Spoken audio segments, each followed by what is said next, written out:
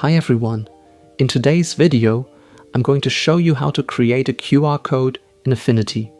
This method works in Pixel Persona, Vector Persona, and even Layout Studio. First, go to the rectangle shape tool, right-click on it, and you'll see the QR code symbol. Click on it, then simply draw the QR code on your canvas. You can change the color to anything you want. I'm going to choose black. Next. Select your QR code and go to the data panel.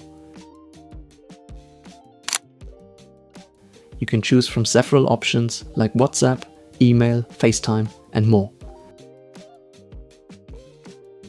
For this tutorial, I'm going to stay with URL. Now I'll copy my YouTube channel link,